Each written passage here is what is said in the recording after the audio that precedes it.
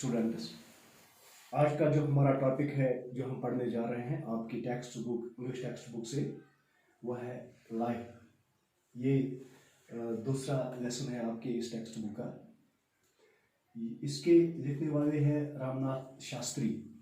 ये दरअसल ये एक डोगरी पोएम से लिया गया है जो रामनाथ शास्त्री ने लिखी है, और इसका तर्जुमा किया है, ट्रांसलेशन किया है शिवनाथ ने। डोगरी एक ज़बान है जो जम्मू में बोले जाते हैं, जिस तरह हमारे कश्मीर में मुख्तलिफ ज़बानें बोली जाते हैं, जैसे कश्मीरी, उर्दू, पहाड़ी, गोजरी वगैरह। इसी तरह जम्मू में भी जो ज़्यादातर ज़बान बोली जाती है वो डोगरी है।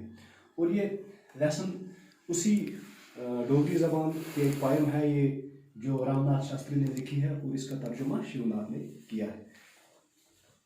इस लेसन में हम पढ़ेंगे कि जो पासिंग विंड है, गुजरती हुई हवा जो है, ये इस कायनात में, इस यूनिवर्स में मौजूद जो मुख्तलिफ चीज़ें हैं, जैसे स्टार्स हैं, मून है, अर्थ है, क्लाउड्स है, ओशियंस हैं, उनसे एक सवाल पूछती है, व्हाट इज लाइफ।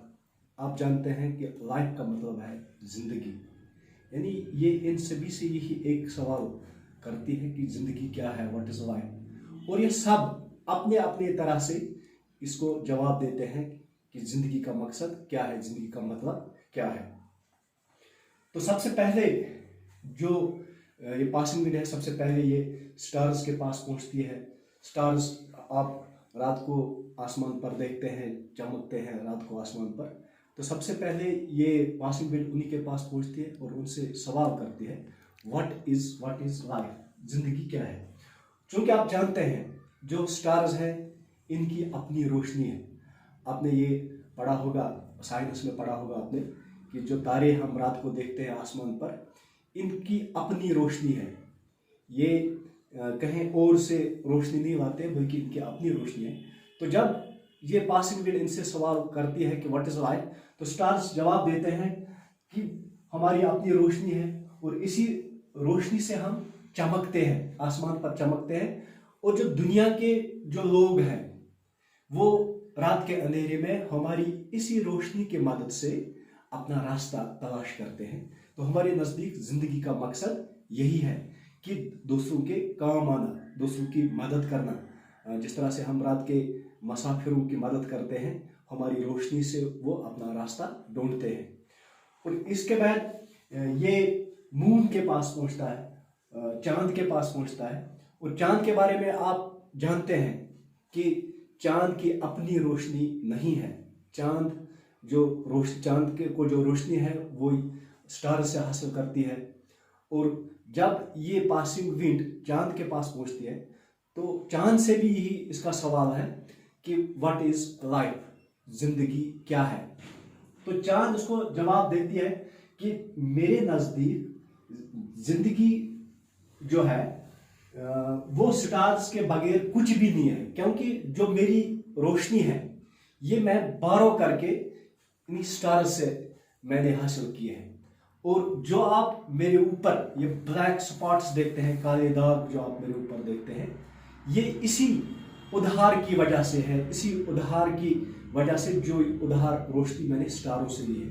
और ये कहते हैं, चांद कहते हैं कि मैं एक लाइफलेस एंटाइटी हूँ, मैं एक ऐसी विडो की तरह हूँ जिसके दिल में बहुत सारे दुख होते हैं, लेकिन उसके होंठों पर हम मुस्कुराहट देखते हैं। दरअसल मैं उसी की तरह हूँ, जिसको हम कहते हैं, जिसको यहाँ पर इसने लिखा है laughter of window. Laughter of window, window हम उस औरत को कहते हैं जिसका शौहर मर चुका है। और ये चांद यही कहते हैं कि जो इस रोशनी की वजह से जो मैंने उधार ली है, जो रोशनी मैंने उधार ली है, इस उधार रोशनी की वजह से मेरी जिंदगी अजीरन बन गई है। मेरे ऊपर ब्लैक स्पॉट्स पड़े हैं मेरे ऊपर, और मैं इस तरह से दिखती हूँ जिस तरह से लाफ्टर ऑफ विडो है, यानी उस बेवा का जो हंसना है। इसके बाद यही पासिंग विंड ओशियंस के पास जाती है, और ओशियन से भी यही, ओशियन हम बड़े समंदरों को कहते हैं, और उनसे भी यही सवाल करते हैं कि व्हाट इज लाइफ। तो उनकी जो रिप्लाई है, उनका जो जवाब है, तो वो कहते हैं कि to realise one's limits and maintain one's dignity. और जो हम जानते हैं कि जो ओशन है उनका जो पानी है वो नमकीला होता है, साल्टी वाटर होता है। और वो कहते हैं द साल्टी वाटर जो हमारे अंदर मौजूद है, हम उनसे पेयर्स एंड क्लाउड्स क्रिएट करते हैं, और यही क्लाउड्स जो है ये फिर बादल बरसाते हैं, और इस तरह से हम दूसरों के काम आते हैं।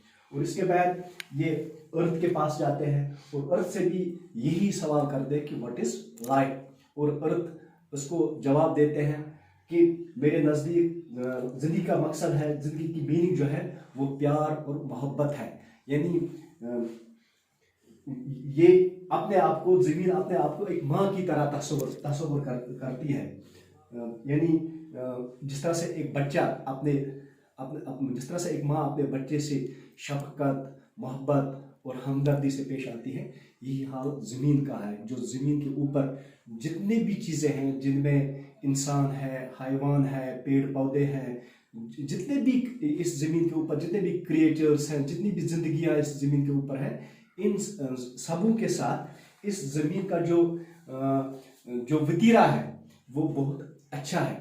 और ज़मीन कहते हैं कि मेरे सामने जिंदगी का सबसे जो असली मकसद है वो गिविंग एंड टेकिंग है, यानी लेना और देना।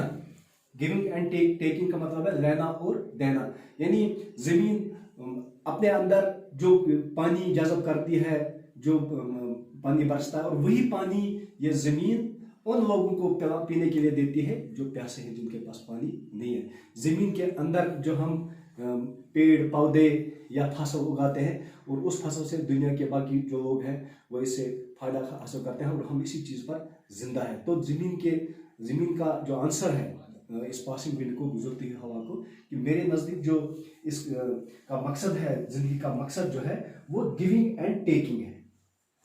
और आखिर में यही पासिंग विंड चलते चलते एक जगह पहुंचता है जहां वो एक छोटी सी बच्ची को देखता है, एक छोटी सी लड़की को देखता है जो लैंप्स चराग जला रही थी। एक ऐसे चराग से, एक ऐसे लैंप से, एक ऐसे चराग से वो चराग जला रही थी जो जला हुआ लैंप था। यानी the little girl was lighting new lamps with the lamp that was already alight in her hand। और इससे भी यही सवाल करता है पासिंग विंड कि what is meaning of life. आपके नजदीक जिंदगी का मकसद क्या है? और ये छोटी सी बच्ची उसको जवाब देते हैं कि मेरे नजदीक जिंदगी का मकसद है to help those who have strong desire to live. उन लोगों की मदद करना जो इस दुनिया में जीना चाहते हैं। मेरे नजदीक जिंदगी का मकसद यही है। और ये जवाब सुनकर जो ये पासिंग विंड है ये बहुत मुतासर होती है। लड़की का जवाब सुनकर पासिंग विंड बहुत मुतासर होती है, और इस तरह से वो इसके साथ इस काम में शामिल हो जाती है, चराग जलाने के काम में शामिल हो जाती है।